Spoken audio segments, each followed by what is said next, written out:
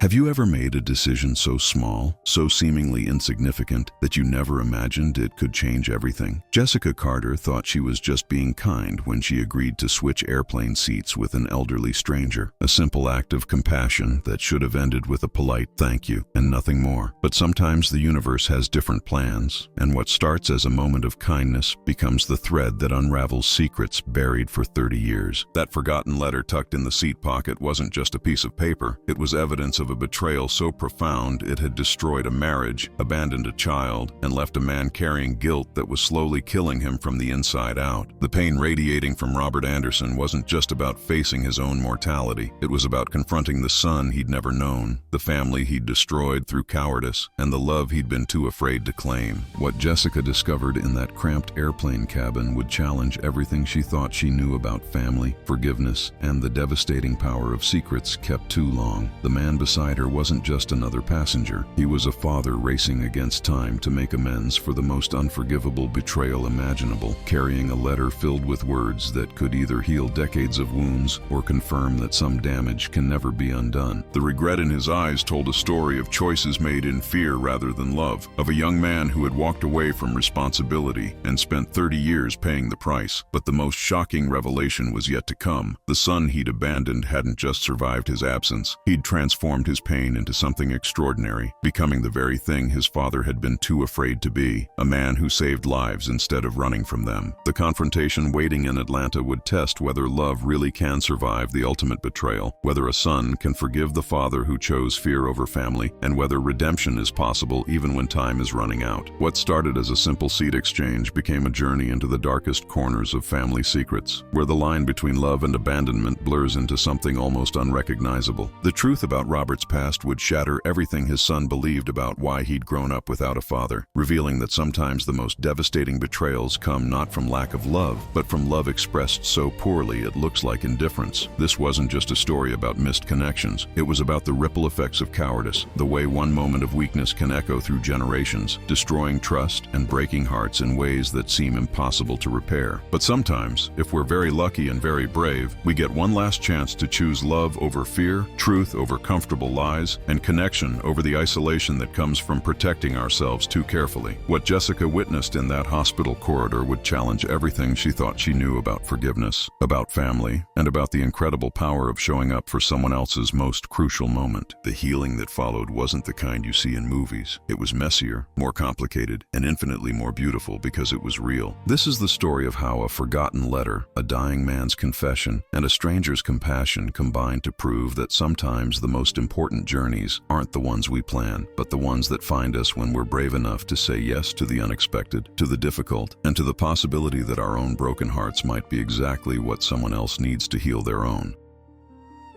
Chapter 1. The Weight of New Beginnings. Jessica Carter stood at gate B12, clutching her boarding pass like it was a lifeline to her future. The small rolling suitcase beside her contained everything she'd decided was worth keeping from 15 years of marriage, which, honestly, wasn't much. You know that feeling when you're standing at the edge of a diving board and your heart's pounding so hard you can hear it in your ears? That's exactly where Jessica found herself, except instead of water below, there was an entirely new life waiting in Atlanta. She'd never been the type to make impulsive decisions, but here she was, about to board Flight 315 with nothing but hope and a healthy dose of terror. The weight of regret from staying too long in a loveless marriage pressed against her chest, making each breath feel deliberate. She watched other passengers hurry past, businessmen checking their phones, families juggling kids and carry-ons, elderly couples moving slowly but surely toward their destinations. Each person seemed to know exactly where they belonged, while Jessica felt like she was floating between two worlds. The pain of leaving everything familiar behind mixed with the excitement of possibility, creating this strange cocktail of emotions she couldn't quite name. Her father had always told her that the hardest part of any journey isn't the destination, it's having the courage to take that first step.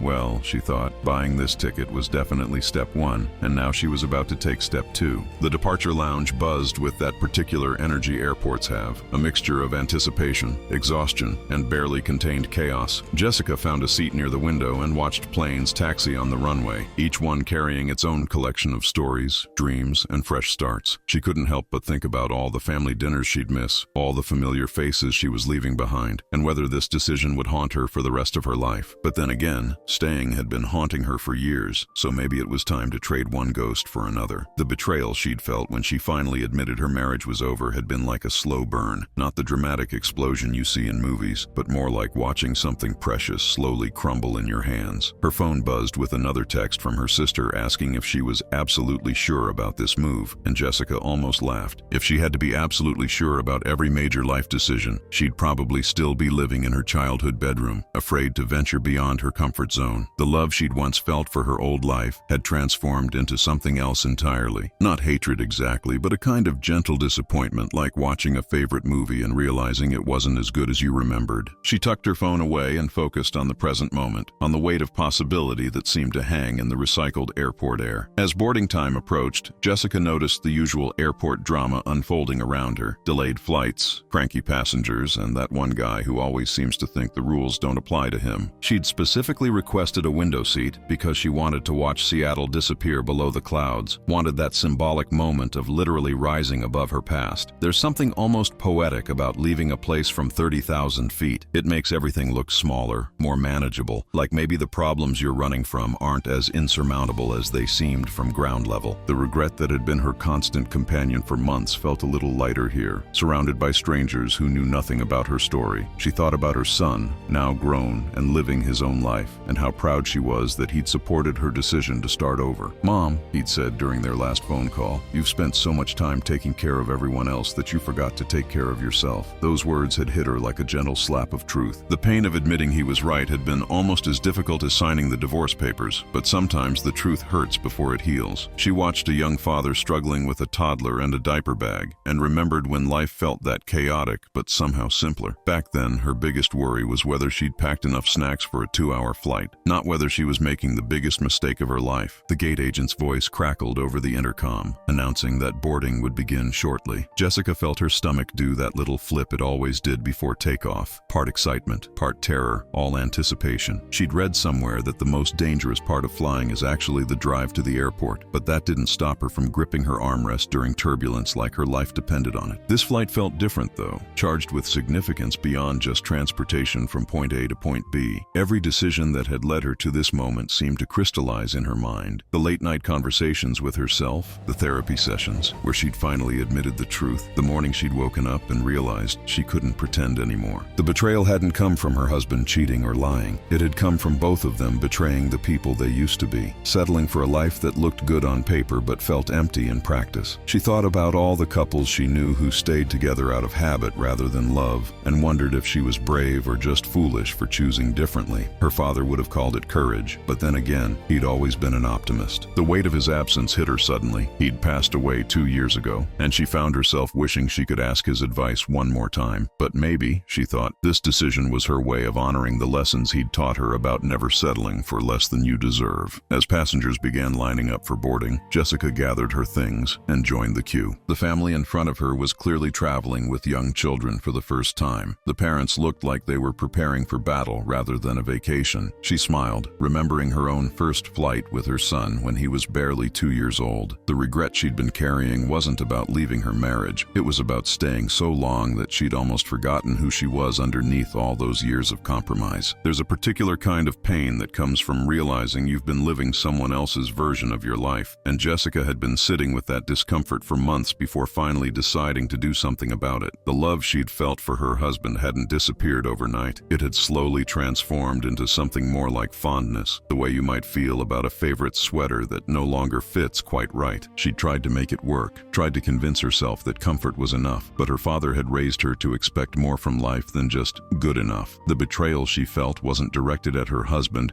as much as it was directed at herself for accepting less than she deserved for so long. She handed her boarding pass to the gate agent, who smiled and wished her a pleasant flight, having no idea that this wasn't just a trip, it was a complete life reboot. The son she was leaving behind had his own family now, his own dreams to chase, and maybe it was time for her to remember what her dreams looked like. Walking down the jetway, Jessica felt like she was moving through a tunnel between her old life and her new one. The recycled air, the muffled sounds of the plane being prepared for departure, the slow slight claustrophobia of the narrow walkway. It all felt symbolic somehow. She'd booked this flight on a Tuesday afternoon after a particularly difficult therapy session, where her counselor had asked her a simple question. If you knew you couldn't fail, what would you do? The answer had surprised her with its clarity and simplicity. She'd moved to Atlanta, where her college roommate had been begging her to visit for years, and she'd figure out the rest as she went. The pain of admitting that her carefully planned life hadn't turned out the way she'd hoped was nothing compared to the pain of staying in a situation that was slowly killing her spirit.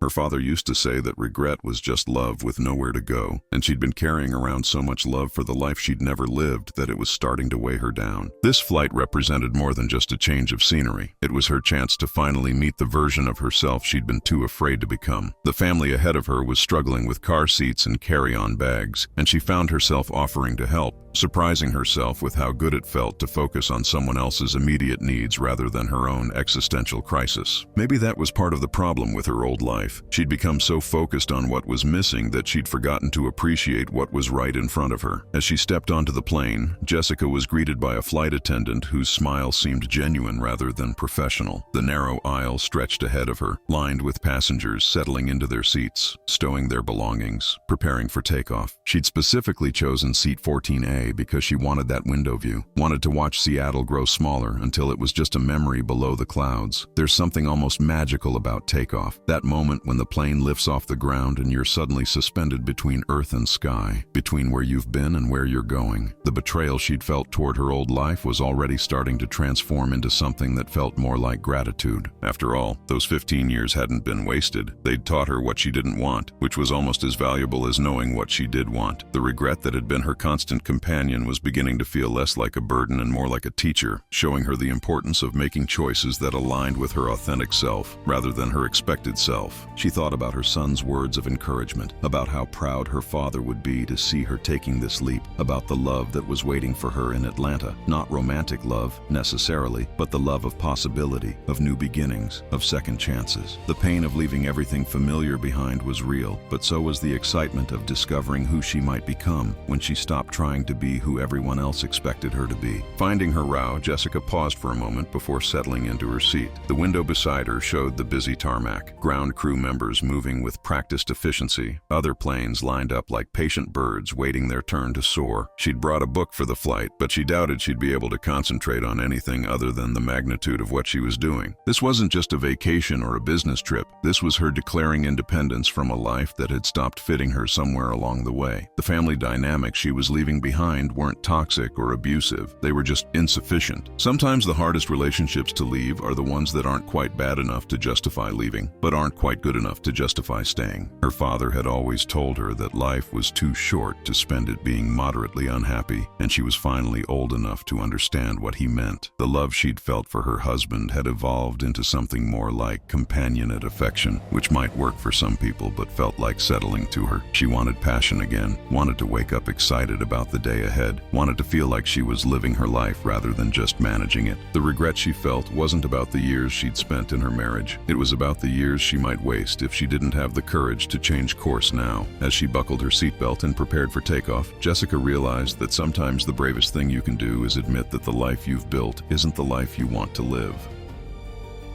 Just as Jessica was settling into her window seat, adjusting her seatbelt and mentally preparing for takeoff, she noticed an elderly gentleman making his way slowly down the aisle. He moved with the careful deliberation of someone who'd learned that rushing only led to stumbling, his weathered hands gripping the seatbacks for support. There was something about his presence that commanded quiet respect, not the demanding kind that some people seem to think they deserve, but the earned kind that comes from a lifetime of experiences written in the lines of his face. Robert Anderson, though Jessica didn't know his name yet, carried himself with a dignity that spoke of both strength and vulnerability. His eyes held that particular mixture of sadness and determination that you sometimes see in people who are facing something they can't control. As he approached her row, Jessica couldn't help but notice the way other passengers seemed to instinctively make room for him, as if they sensed he was carrying something heavier than just his small carry-on bag. The love and respect he seemed to inspire in strangers made her curious about his story, though she certainly wasn't expecting to become part of it. Her father had always always taught her to pay attention to the people who crossed her path, especially the ones who seemed to need a little extra kindness. There was something about this man that reminded her of her father, not physically, but in the way he moved through the world with quiet grace, despite whatever pain he might be carrying. When Robert stopped beside her row and cleared his throat gently, Jessica looked up to find eyes that held decades of stories she couldn't begin to imagine. "Excuse me, miss," he said, his voice carrying the slight tremor that sometimes comes with age, but also with emotion barely held in check. "I know this might sound like an unusual request, but I was wondering if you might consider switching seats with me." His words were polite, almost formal, but there was an underlying urgency that made Jessica pay closer attention. She glanced at his boarding pass and saw that he was assigned to 14C, the aisle seat in her row. The regret in his voice was palpable as he continued. "You see, this is going to be my last flight,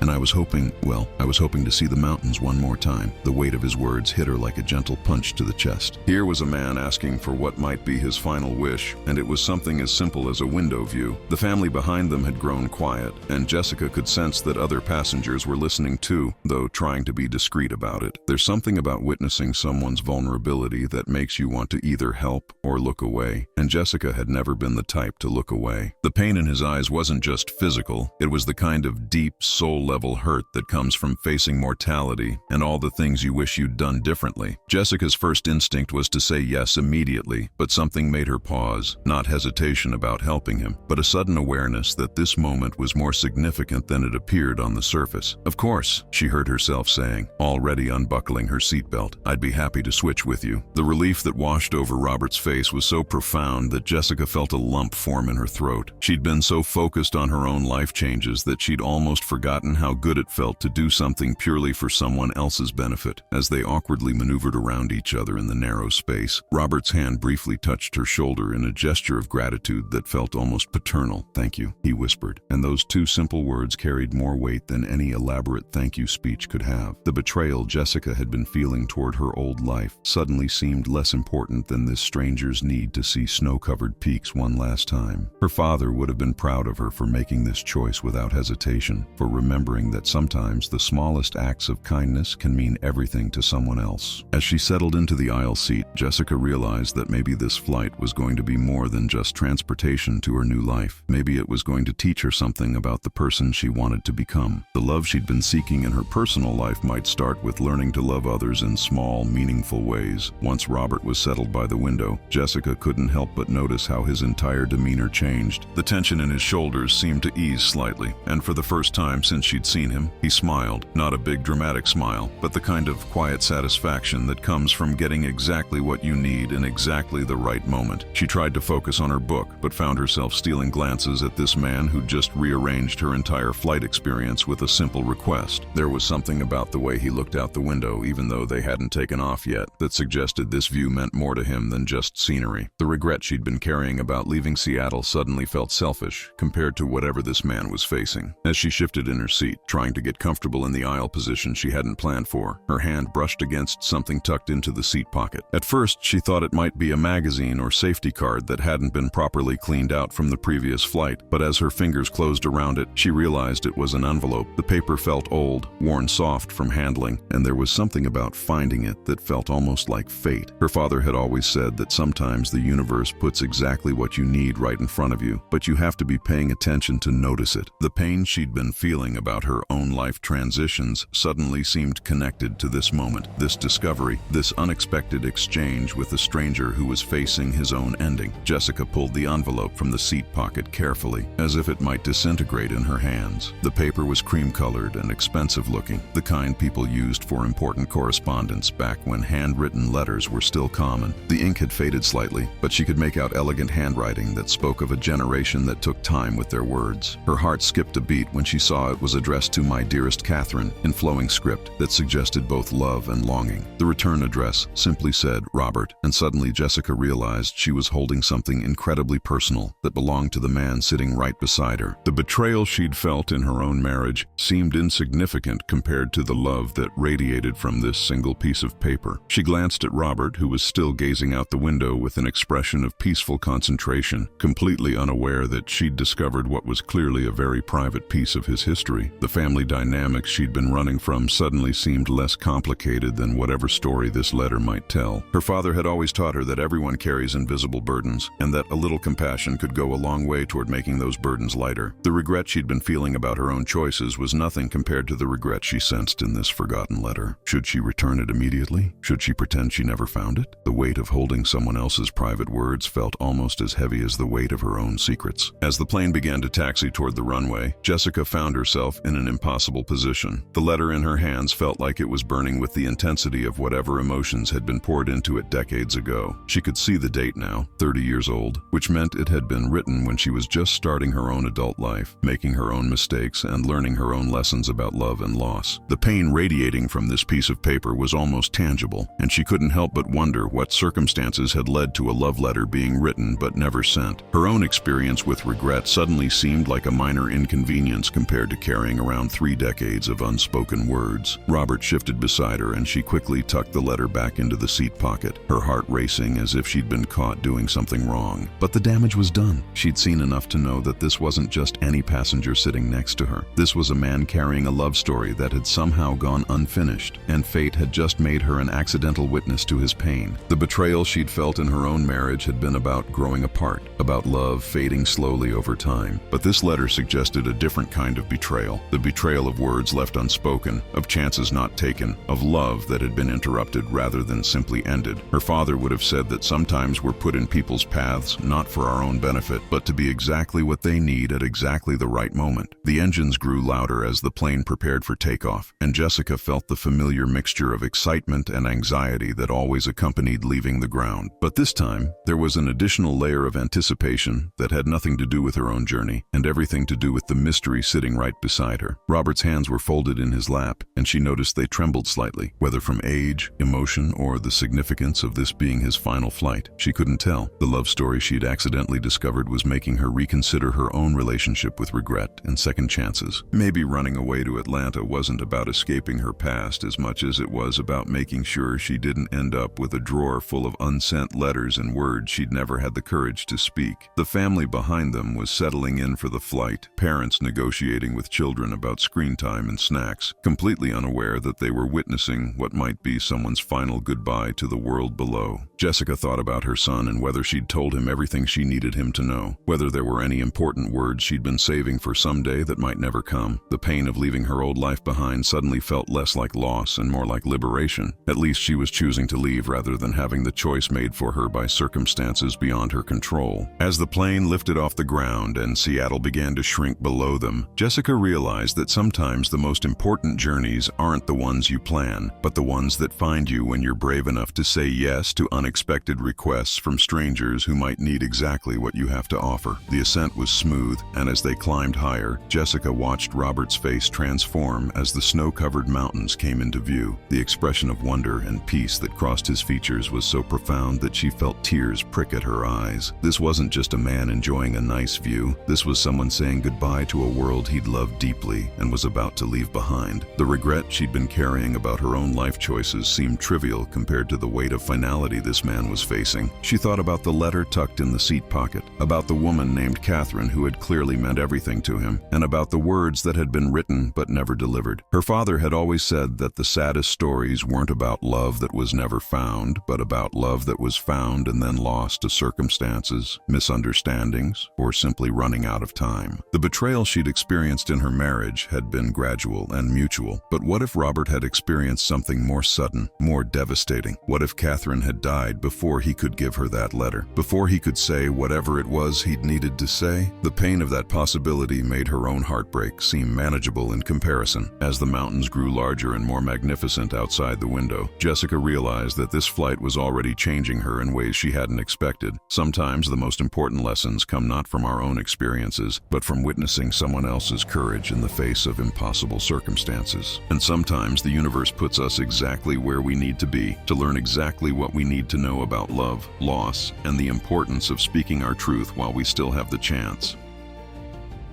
As the plane reached cruising altitude and the seatbelt sign turned off, Jessica found herself caught in an impossible situation that seemed to grow more complex by the minute. The letter in the seat pocket felt like it was radiating energy, demanding attention. She wasn't sure she had the right to give. Robert remained focused on the window, his weathered hands pressed against the glass as if he could somehow touch the mountains passing below. There was something almost reverent about the way he watched the landscape, like a man memorizing every detail for a final exam he'd never get to retake. The love in his expression was unmistakable, not just for the scenery, but for life itself, for the world he was preparing to leave behind. Jessica had seen that look before, in her father's eyes during his final weeks, when every sunset seemed more beautiful and every moment felt precious because there might not be many left. The regret she'd been carrying about her own life suddenly felt selfish and small compared to whatever this man was facing. Her father would have told her that sometimes we're put in situations not to judge or interfere, but simply to bear witness to someone else's courage. The pain radiating from Robert was almost palpable, and Jessica found herself wanting to help somehow, though she wasn't sure what kind of help a stranger could possibly offer. The betrayal she'd felt in her marriage seemed insignificant compared to the weight of whatever secrets this man was carrying 30,000 feet above the ground. The turbulence hit without warning, causing the plane to shudder and dip in a way that made Jessica's stomach drop, and her hands instinctively gripped the armrests. Around them, passengers looked up from their books and phones with that universal expression of mild concern that turbulence always brings. But Robert's reaction was different. He went completely pale, his breathing became shallow, and his hands began to shake more noticeably. It wasn't fear of flying that was affecting him. It was something deeper, more personal, as if the physical turbulence had triggered an emotional storm he'd been trying to keep under control. Jessica watched him struggle and felt her heart break a little for this stranger who was clearly fighting battles she couldn't see. The family behind them was dealing with their own turbulence-related drama, a crying toddler and parents trying to maintain calm while secretly wondering if this was normal. But Jessica's attention remained fixed on Robert, who looked like he might be having some kind of medical episode. Her father had taught her to trust her instincts about people, and every instinct she had was telling her that this man needed help, even if he was too proud or too private to ask for it. The regret she'd been feeling about leaving her old life behind transformed into something more immediate. The regret she'd feel if she didn't act when someone clearly needed assistance. Sometimes love isn't about grand romantic gestures. Sometimes it's about small acts of human kindness that remind people they're not alone in their struggles. "Are you okay?" Jessica asked quietly, leaning slightly toward Robert so their conversation wouldn't disturb other passengers. The concern in her voice seemed to surprise him, as if he'd forgotten that other people might notice his distress. He turned from the window to look at her, and she was struck by the depth of pain in his eyes. Not physical pain, but the kind of soul-deep hurt that comes from carrying secrets too heavy for one person to bear alone. "I'm fine," he said automatically, the way people do when they're anything but fine and don't want to burden others with their problems. But his voice shook slightly, betraying the emotions he was trying so hard to control. Jessica had heard that same tone in her own voice during the worst days of her marriage, when people asked how she was doing, and she lied because the truth felt too complicated to explain. The betrayal she'd experienced had taught her to recognize when someone was drowning in their own silence, when the weight of unspoken words was becoming too much to carry. Her father had always said that sometimes the kindest thing you can do is give someone permission to not be okay, to let them know it's safe to be vulnerable. The love she'd been seeking in her personal relationships might start with learning to offer that same safety to strangers who needed it. Robert's struggle was written all over his face, and Jessica realized that the letter in the seat pocket might be connected to whatever was causing him such obvious distress. The decision to mention the letter felt like standing at the edge of a cliff, knowing that once she jumped, there would be no going back. But watching Robert suffer in silence felt worse than the risk of overstepping boundaries. "I found something in the seat pocket," she said gently, her voice barely above a whisper. A letter addressed to Catherine. The effect of her words was immediate and devastating. Robert's face went from pale to ashen, and for a moment, Jessica thought he might actually faint. His hands began to tremble more violently, and she could see him struggling to breathe normally. The pain that crossed his features was so raw, so immediate, that Jessica felt like she'd accidentally reopened a wound that had never properly healed. "Where?" he managed to ask, his voice barely audible above the drone of the airplane engines. Jessica carefully retrieved the letter from the seat pocket, handling it like the precious artifact it clearly was. When she placed it in Robert's hands, he stared at it as if he were seeing a ghost, which in many ways he probably was. The regret that washed over his face was so profound that Jessica felt tears spring to her eyes. Here was a man confronting something he thought was lost forever, something that represented either his greatest love or his greatest failure, possibly both. The family dynamic she'd been running coming from suddenly seemed simple compared to whatever complex emotions this letter represented. "I wrote this 30 years ago," Robert whispered, his voice breaking on the words.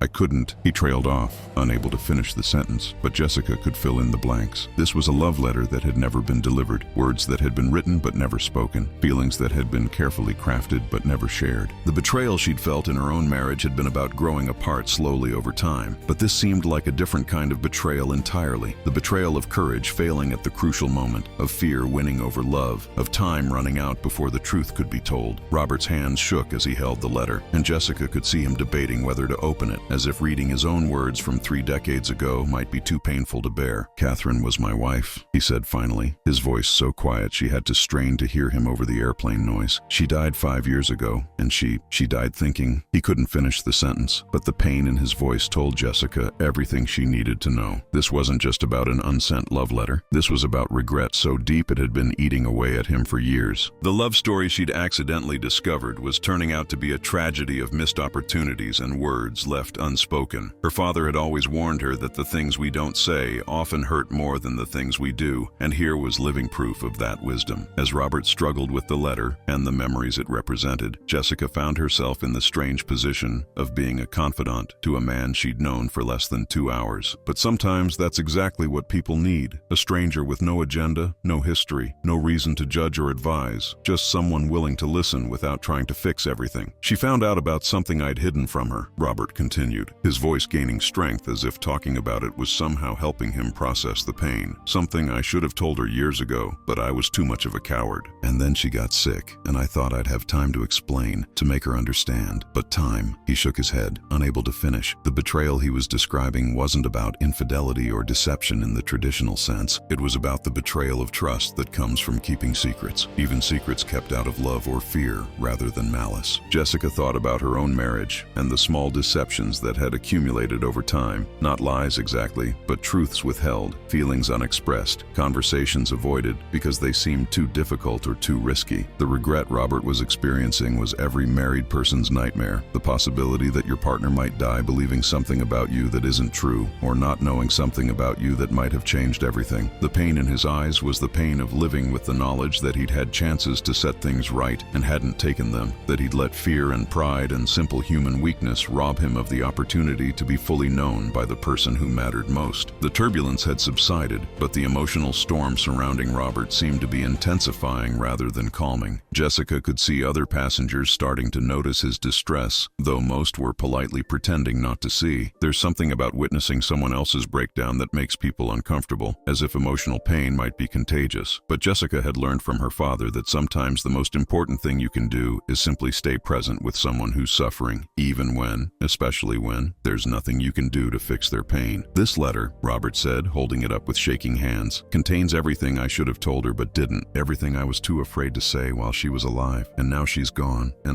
He gestured vaguely toward the window, toward the mountains below, and Jessica understood that this flight represented more than just travel for him. This was a man on his way to face something final, something that couldn't be postponed or avoided any longer. The love story she'd stumbled into was revealing itself to be more complex than she'd imagined, not just about romantic love, but about family secrets, hidden truths, and the devastating consequences of silence. Her father had always said that the worst regrets aren't about the things we do, but about the things we don't do, the chances we don't take, the words we don't speak. And here was a man living with the ultimate version of that regret, carrying the weight of unfinished business that could never be resolved. The betrayal he'd experienced wasn't just about keeping secrets from his wife. It was about betraying his own values, his own commitment to honesty and transparency in the relationship that mattered most. As the plane continued its journey toward Atlanta, Jessica realized that her own problems suddenly seemed manageable in comparison to what Robert was facing. The pain of ending a marriage that had simply run its course was nothing compared to the pain of losing someone while important things remained unsaid. The regret she'd been feeling about leaving her old life behind was transforming into gratitude. Gratitude that she still had time to make different choices, to speak important truths, to avoid the kind of devastating silence that was clearly destroying this man beside her. "Robert," she said gently, using his name for the first time. "Where are you going in Atlanta?" The question seemed to unlock something in him, and suddenly the whole story came pouring out. Not just about Catherine and the letter, but about the secret that had cost him his marriage and was now calling him toward what might be his final act of courage or redemption. The family behind them had settled into the rhythm of the flight, children children absorbed in tablets and parents finally relaxing, completely unaware that they were witnessing a man's confession about the most important failure of his life. Jessica found herself leaning in, drawn into a story that was about to reveal just how complicated love and family and forgiveness could be, and how sometimes the most important journeys aren't about reaching a destination, but about finding the courage to face the truth about who you really are and what you've done with the time you've been given.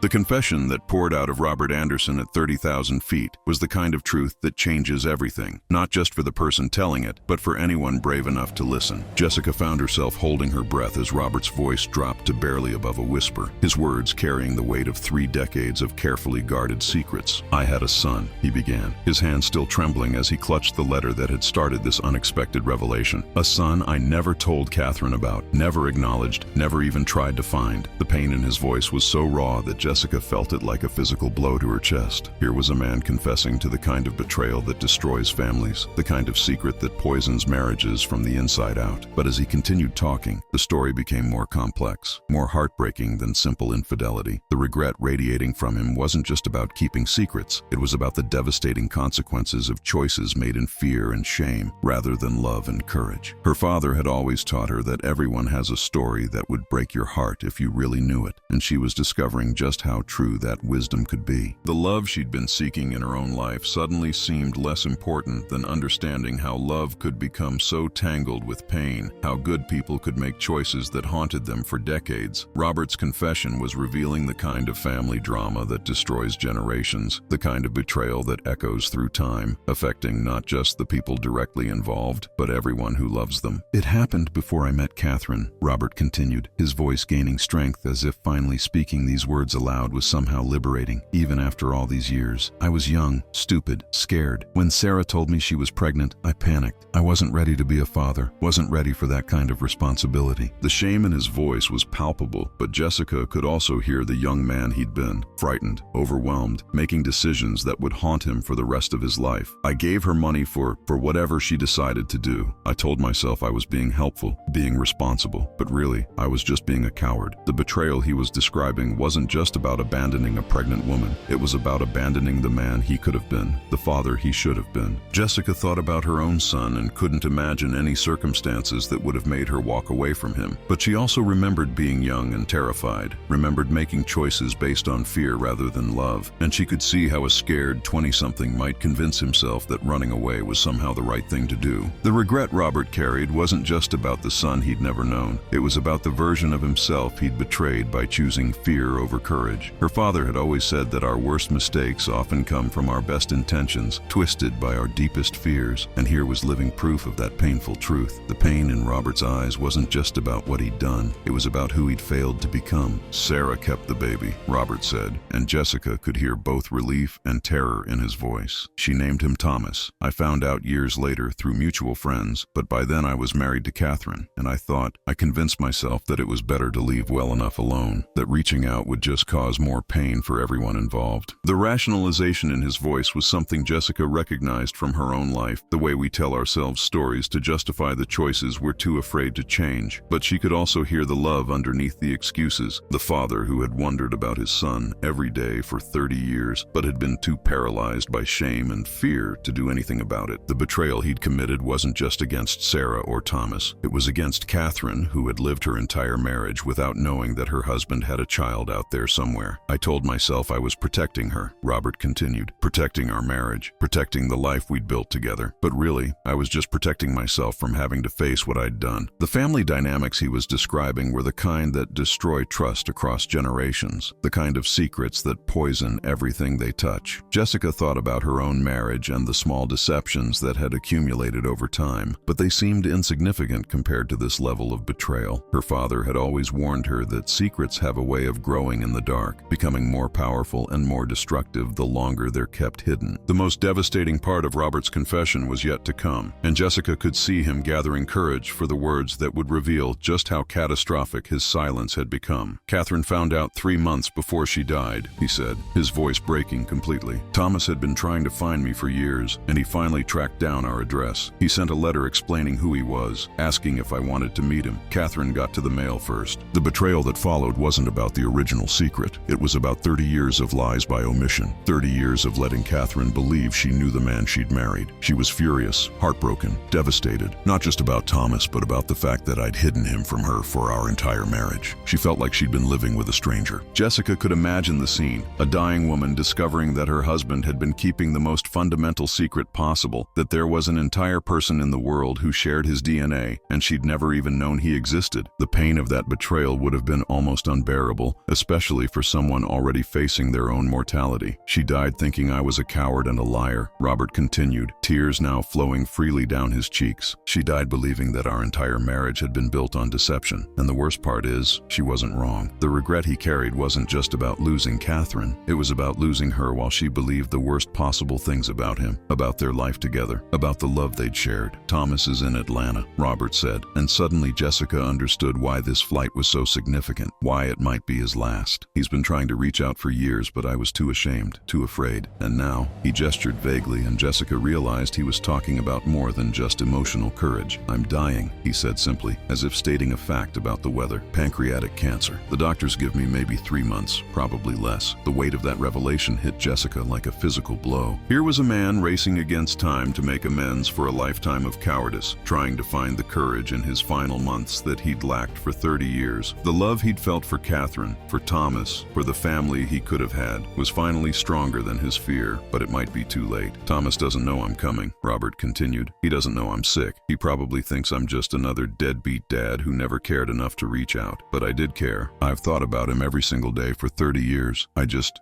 didn't know how to face what I'd done. The betrayal he was trying to address wasn't just about the past. It was about the future Thomas would have to face without ever knowing his father, about the questions that would go unanswered, about the love that had existed but had never been expressed. Jessica thought about her own son and realized that Robert's story was every parent's nightmare, the possibility that your child might grow up believing you didn't love them when the truth was exactly the opposite. The family behind them was still absorbed in their own travel drama, completely unaware that they were witnessing a man's final attempt at redemption. Jessica found herself thinking about the ripple effects of Robert's choices, not just on him and Catherine and Thomas, but on everyone who loved them. How many family gatherings had been shaped by Thomas's absence? How many holidays had Catherine spent not knowing she could have had a stepson? How many years had Thomas spent wondering about his father, creating stories to fill the void left by Robert's silence? The pain of those lost connections was almost overwhelming to contemplate. I don't even know if he'll want to see me, Robert admitted, his voice barely audible. I wouldn't blame him if he told me to go to hell. I probably deserve it. But Jessica could hear the hope underneath his fear, the desperate wish that love might be stronger than abandonment, that forgiveness might be possible even after decades of silence. Her father had always said that it's never too late to do the right thing, but looking at Robert's situation, she wondered if that was really true. Some betrayals cut so deep, create such lasting damage, that even the most sincere apology might not be enough to heal them. The regret Robert carried was the kind that could destroy a person from the inside out, and Jessica realized that this flight to Atlanta wasn't just about meeting his son. It was about trying to find some kind of peace before he died, some way to live with himself in whatever time he had left. As Robert's confession wound down, Jessica found herself emotionally exhausted just from listening. The weight of his secrets, his regrets, his desperate hope for redemption was almost too much to bear. But she also felt honored that he'd trusted her with his story, that he'd chosen to share his deepest shame and his greatest hope with a stranger on an airplane. The letter, she said gently, gesturing toward the envelope still clutched in his hands. What does it say? Robert looked down at it as if he'd forgotten it was there. Everything I should have told Catherine but didn't, he said. About Thomas, about why I was too afraid to tell her, about how much I loved them both even though I was too much of a coward to show it. The betrayal he'd committed against his family was about to come full circle, either in the form of forgiveness and reconciliation or in the form of final devastating rejection. Jessica realized that she was witnessing something extraordinary, a man's last chance to transform a lifetime of regret into something that might possibly resemble redemption. The love story she'd accidentally discovered was turning out to be about much more than romance. It was about the complex ways that fear and shame can poison the relationships that matter most, and about the courage it takes to face the truth about who you really are and what you've done with the time you've been given. Her father would have said that Robert's story was a reminder that the most important battles we fight aren't against other people, but against our own weaknesses, our own fears, our own capacity for self-deception. And sometimes, if we're very lucky and very brave, we get one last chance to choose love over fear, truth over comfortable lies, courage over the cowardice crisis that has defined too much of our lives. As the plane began its descent toward Atlanta, Jessica realized that her own journey was becoming intertwined with Robert's in ways she never could have anticipated. The pain she'd been feeling about her own life transitions seemed insignificant compared to what this man was facing, but it also felt connected somehow. They were both people trying to find the courage to face difficult truths, to make choices based on love rather than fear, to transform regret into something that might, with luck and grace, become wisdom. The family dynamics she'd been running from suddenly seemed like problems that could be solved with honest conversation and mutual respect, while Robert was facing the kind of family crisis that might be beyond repair. But she also saw in his story a warning about what happens when we let fear make our decisions for us, when we choose silence over difficult conversations, when we convince ourselves that protecting others from the truth is more important than giving them the chance to love us despite our flaws. The betrayal Robert had committed wasn't just about keeping secrets. It was about robbing the people he loved of the opportunity to know him fully, to love him completely, to make their own choices about what they could and couldn't forgive. And now, with time running out and his son waiting unknowingly in Atlanta, Robert was about to discover whether love really could triumph over decades of abandonment, whether forgiveness was possible even in the face of the most devastating betrayals, and whether a man could find redemption in his final act of courage after a lifetime of choosing fear over love. The moment Jessica and Robert stepped off the plane in Atlanta, the weight of his confession seemed to settle around them like a heavy blanket. The bustling airport terminal, with its constant stream of travelers rushing toward their own destinations and reunions, felt surreal after the intimate cocoon of their shared flight. Jessica had initially planned to simply wish Robert well and continue on to her own new beginning, but something about his story had gotten under her skin in a way she couldn't ignore. Maybe it was the way her father had always taught her to help people when she could, or maybe it was the recognition that sometimes we're put in someone's path for reasons we don't immediately understand. The regret she'd been carrying about her own life choices seemed insignificant compared to the magnitude of what Robert was about to face, but it also felt connected somehow. They were both people trying to find the courage to confront difficult truths. "I don't know if I can do this," Robert admitted as they walked through the terminal, his voice shaking with the same tremor that had affected his hands during the flight. The betrayal he was about to address had been festering for 30 years, and now that the moment of truth was approaching, his courage was wavering. Jessica found herself making a decision that surprised her. Instead of heading toward the taxi stand and her own uncertain future, she turned to Robert and said, "You don't have to do this alone." The love she'd been seeking in her personal life was manifesting in an unexpected way, as compassion for a stranger who needed exactly what she had to offer, someone willing to stand beside him during the most difficult conversation of his life. The ride to Atlanta General Hospital was tense and quiet, with Robert staring out the window at a city that held both his greatest hope and his deepest fear. Jessica had insisted on accompanying him, though she wasn't entirely sure why. Something about his story had touched a nerve she didn't even know she had. Her father had always said that sometimes the most important thing you can do is simply show up for someone, even when you don't know what you're showing up for. The pain radiating from Robert was almost palpable, and Jessica could see him rehearsing conversations in his head, trying to find words that might bridge 30 years of silence and abandonment. "What if he won't see me?" Robert asked suddenly, breaking the silence that had settled between them. "What if he takes one look at me and decides I'm not worth his time?" The regret in his voice was heartbreaking, but Jessica could also hear the love underneath it. The father who had wondered about his son every day for 3 decades, but had been too paralyzed by shame to reach out. "Then at least you'll know you tried," she said gently, though she could hear the inadequacy of her words even as she spoke them. Some situations are too complex for simple reassurance, too loaded with history and hurt for easy comfort. The betrayal Robert had committed wasn't just about abandoning his son. It was about robbing both of them of 30 years of relationship, 30 years of memories, 30 years of love that could have been shared but wasn't. The family dynamics they were about to confront were the kind that could either heal or destroy, depending on whether forgiveness was stronger than resentment, whether love could overcome abandonment. Walking through the hospital corridors, Jessica was struck by the sterile efficiency of the place. Nurses moving with practiced urgency, families huddled in waiting areas, the constant hum of medical equipment keeping people alive. It seemed like an appropriate setting for Robert's final act of courage, this place where life and death decisions were made every day, where people faced their worst fears and sometimes found unexpected grace. "Thomas Anderson," Robert said to the receptionist, his voice barely steady. "He's a doctor here. I need to speak with him." The woman behind the desk looked up with the kind of professional courtesy that hospital staff perfect over years of dealing with anxious families and difficult situations. "Dr. Anderson is in the oncology ward," she said, checking her computer. "Are you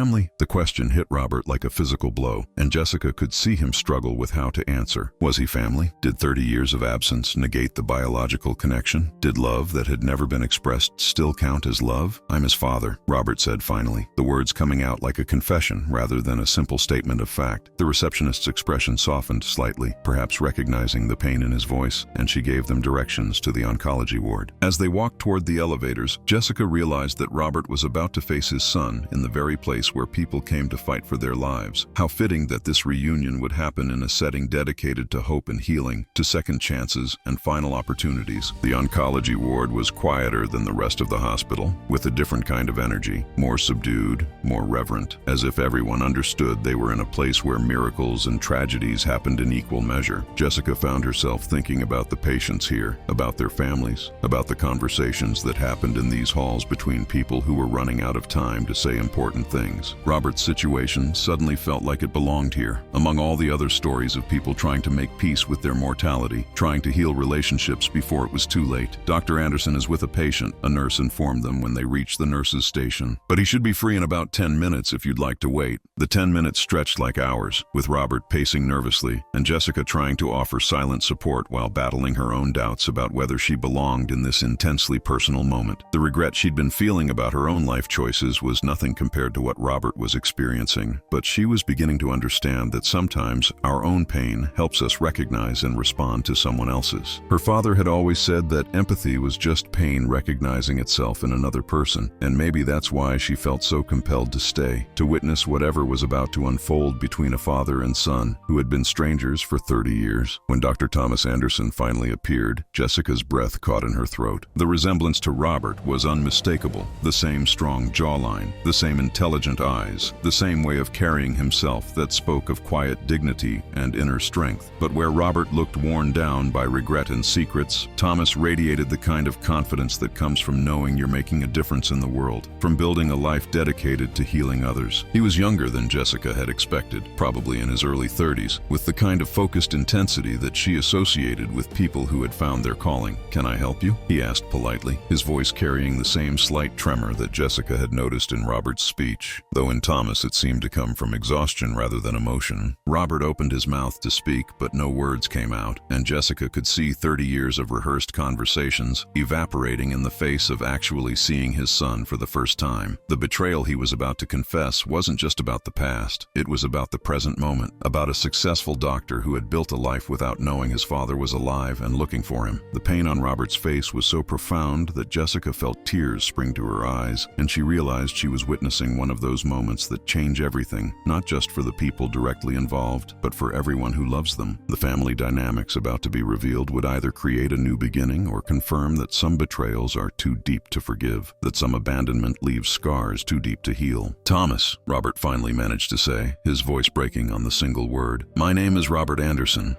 He paused, struggling with how to introduce himself to the son he'd never known. "I think I might be your father." The words hung in the air like a bomb waiting to explode, and Jessica could see Thomas processing what he'd just heard. His face went through a series of expressions: confusion, recognition, anger, disbelief, before settling into a mask of professional composure that probably served him well in his medical practice, but couldn't quite hide the emotional earthquake happening beneath the surface. "You think you might be?" Thomas repeated, his voice carefully controlled but with an edge that suggested years of wondering, years of creating stories to explain his father's absence. The love that Robert had carried for 30 years was about to be tested against 30 years of abandonment, and Jessica realized she was witnessing something that could either heal two broken hearts or shatter them completely. "I know I am," Robert corrected himself, his voice gaining strength. "I know I'm your father, and I know I have no right to be here, no right to ask for anything from you, but I'm dying, and I couldn't leave this world without trying to tell you that I've thought about you every single day for 30 years. The regret in his voice was so raw, so immediate, that even Thomas seemed affected by it. But Jessica could also see the anger building in the younger man's eyes, the resentment that comes from a lifetime of unanswered questions and unmet needs. The betrayal Robert was trying to address wasn't just about his own guilt. It was about the impact his choices had had on an innocent child who had grown up wondering why his father didn't love him enough to stay. The confrontation that followed was everything Jessica had feared and more. Thomas's professional composure cracked completely, revealing years of pain and anger that had been carefully buried beneath his dedication to healing others. 30 years, he said, his voice rising to despite the hospital setting. 30 years you've been thinking about me, but not enough to pick up a phone, write a letter, make any effort at all to be part of my life. The pain in his voice was devastating, but Jessica could also hear the little boy underneath the accomplished doctor, the child who had wondered why he wasn't worth fighting for. Do you have any idea what it's like to grow up knowing your father chose not to know you? To spend your whole life wondering what was wrong with you that made him walk away? The betrayal Thomas was describing wasn't just about abandonment. It was about the message that abandonment sends to a child, the belief that they somehow weren't worthy of love or effort, or even basic acknowledgement. Robert stood there taking every word like physical blows, and Jessica could see that this was exactly what he'd feared, exactly why he'd stayed away for so long. But she could also see something else in Thomas's anger. Underneath all that pain was a son who had spent 30 years hoping his father might come looking for him, who had built a career dedicated to saving people because he'd never been saved himself. The love between them was there, buried under decades of hurt and misunderstanding. But whether it was strong enough to overcome the betrayal remained to be seen. The family reunion Jessica was witnessing was nothing like the tearful embraces she'd seen in movies. It was raw and complicated and heartbreaking, a reminder that some wounds take more than good intentions to heal. As the initial shock wore off and the reality of the situation began to sink in, Jessica found herself in the strange position of being a witness to one of the most intimate and painful conversations she'd ever heard. Thomas's anger was giving way to something more complex: hurt, confusion, and a kind of desperate need to understand why his father had stayed away for so long. "I became a doctor because I wanted to save people," he said, his voice quieter now but no less intense. "Because I knew what it felt like to need saving and not get it. Every patient I've helped, every life I've saved, it was all because I was trying to fill the hole you left when you walked away." The pain in his words was almost unbearable, but Jessica could also hear the love underneath it. The son who had spent his entire life trying to become the kind of person his father might be proud of, even though he'd never expected to have the chance to find out. Robert was crying openly now, not just from his own regret, but from seeing the incredible man his son had become despite his absence. The betrayal he'd committed had inadvertently created something beautiful: a healer, a man dedicated to helping others, someone who had transformed his own abandonment into a calling to make sure others didn't suffer the way he had. But that didn't make the original wound any less deep,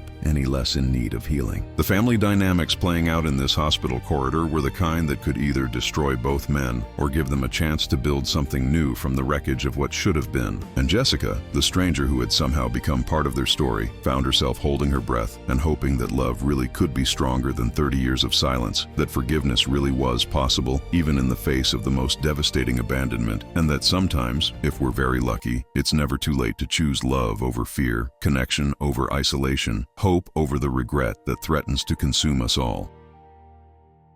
The transformation that began to unfold in that hospital corridor was nothing short of miraculous, though it didn't happen in the dramatic, instantaneous way that movies would have you believe. Real healing, Jessica was learning, is messier and more gradual, requiring patience and courage from everyone involved. As Thomas's initial anger began to give way to curiosity about the man who had given him life but never been part of it, Robert found the strength to share not just his regrets, but the letter he'd carried for 30 years, the words he'd written to Catherine but never had the courage to send. "She knew about you," Robert said quietly, his hands shaking as he offered the envelope to his son. "At the end she knew, and she died, thinking I was a coward and a liar. She wasn't wrong." The pain in his voice was devastating, but there was also something liberating about finally speaking the truth aloud, about letting his son see him not as he wished he could be, but as he actually was: flawed, frightened, human. Thomas took the letter with the same careful reverence Jessica had seen Robert show it, understanding instinctively that he was holding something precious and fragile. The regret that had poisoned Robert's marriage was about to be transformed into something that might possibly heal the relationship with his son. Her father had always said that the truth has a power all its own, that even painful truths can set people free if they're brave enough to face them together. The love that had been buried under 30 years of silence was beginning to surface, tentative and uncertain, but undeniably real. As Thomas read the letter, Jessica watched his face go through a series of changes that told a story more complex than simple emotional anger or forgiveness. Here was a man discovering that his father's absence hadn't been about lack of love, but about fear and shame and the kind of cowardice that young people sometimes mistake for protection. "You loved her," Thomas said finally, looking up from the letter with something that might have been the beginning of understanding. "You loved her enough to stay away because you thought it would hurt her less." It wasn't forgiveness, not yet, but it was recognition, the acknowledgement that Robert's choices, however devastating in their consequences, had been motivated by love rather than indifference. The betrayal that had shaped Thomas's entire life was beginning to reveal itself as something more complicated than simple abandonment. "I was 22 when you were born," Robert said, his voice gaining strength as he found the courage to tell his whole story. "I was terrified, broke, convinced I'd ruin your life and your mother's if I stayed. I thought I was being noble, giving you both a chance at something better than what I could provide." The pain in his voice was matched by the pain in Thomas's eyes as he began to understand that his father's absence had been about perceived inadequacy rather than lack of caring. The family dynamics they were navigating were the kind that destroy some people and transform others, and Jessica found herself hoping desperately that these two men would find their way to the latter. The conversation that followed was unlike anything Jessica had ever witnessed, raw, honest, and heartbreaking in its intimacy. Thomas began to share his own story, the life he'd built in the absence of his father, the questions that had haunted him, the way he'd channeled his abandonment into a calling to heal others. "Every patient I save," he said, his voice thick with emotion, "I think about whether you might be proud of me. Every life I help preserve, I wonder if it might somehow make up for the fact that I wasn't worth staying for." The pain in his words was devastating, but Robert's response was immediate and fierce. "You were worth everything," he said, tears streaming down his face. "You were worth staying for, worth fighting for, worth every sacrifice I was too young and stupid and scared to make. The fact that you became this incredible person, this healer, this man who saves lives every day, that's not because of anything I did. That's because of who you are, who you chose to become despite my failures." The love between them was becoming impossible to deny, even in the face of 30 years of separation and hurt. Jessica realized she was witnessing something extraordinary, not just a reunion, but a kind of mutual salvation, where both father and son were discovering that they were worthy of love despite their deepest fears about themselves. The regret that had defined Robert's life was being transformed into pride,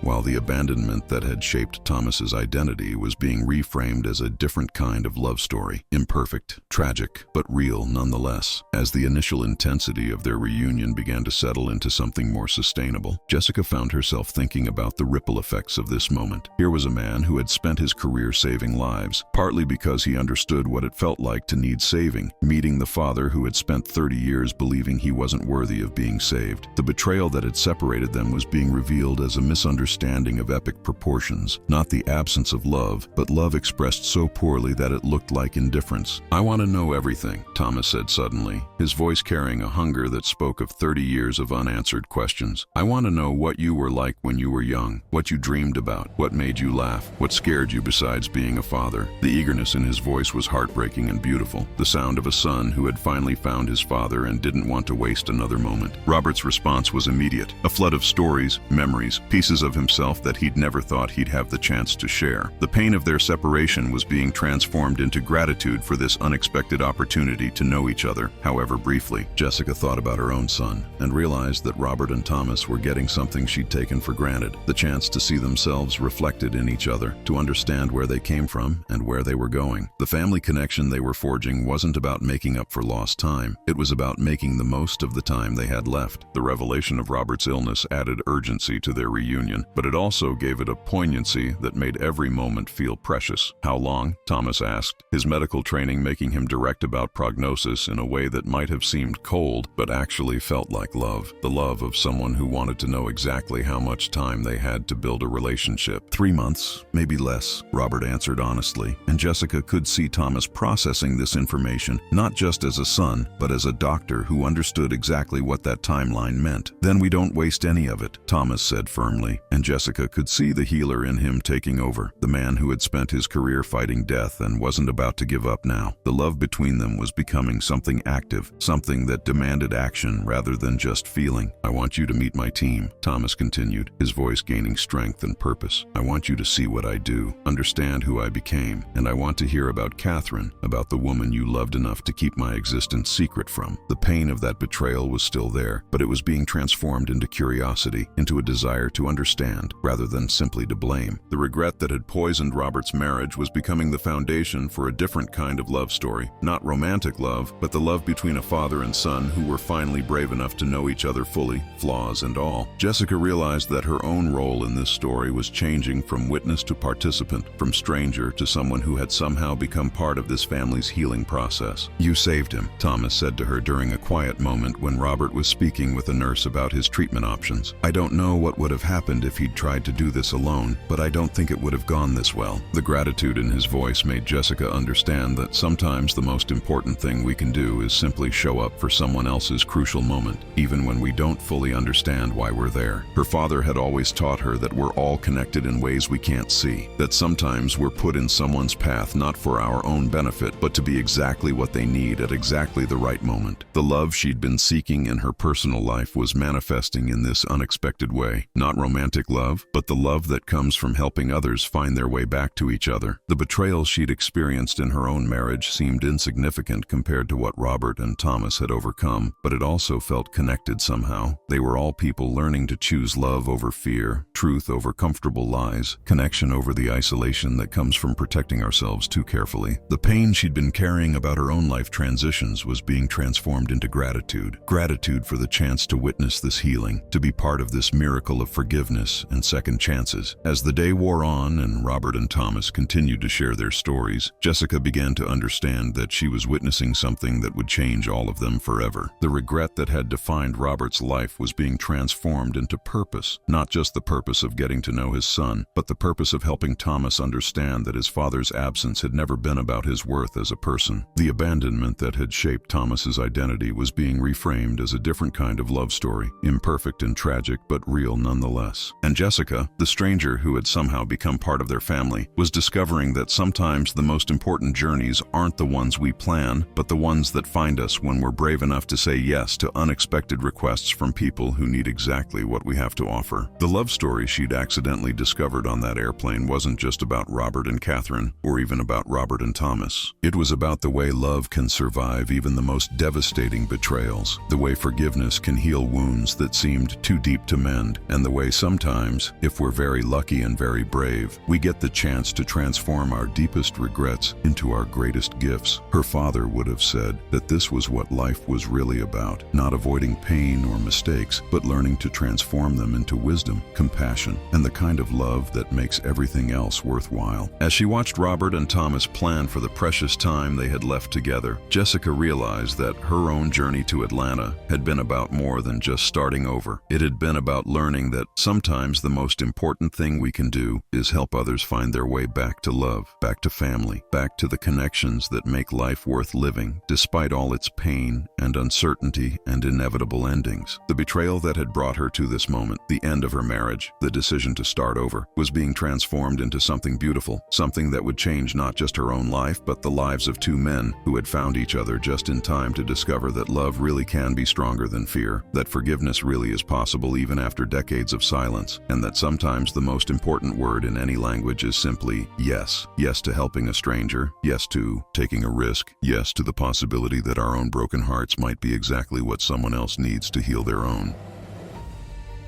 This story reminds us that sometimes the most profound changes in our lives come not from the grand gestures we plan, but from the small acts of kindness we offer without expecting anything in return. Jessica's willingness to give up her window seat didn't just help a dying man see the mountains one last time. It set in motion a chain of events that would heal decades-old wounds and prove that love really can triumph over fear, even when time is running out. The betrayal that had haunted Robert for 30 years wasn't overcome through dramatic speeches or tearful apologies, but through the simple courage to tell the truth and the even greater courage to listen with an open heart. His son Thomas discovered that the abandonment that had shaped his entire identity wasn't about his worth as a person, but about his father's fear of not being worthy enough to stay. The power of this story lies not in its happy ending, but in its reminder that we all carry invisible burdens, secret regrets, and unfinished business that weighs us down more than we realize. Robert's letter to to Catherine represented all the words we never say, all the chances we don't take,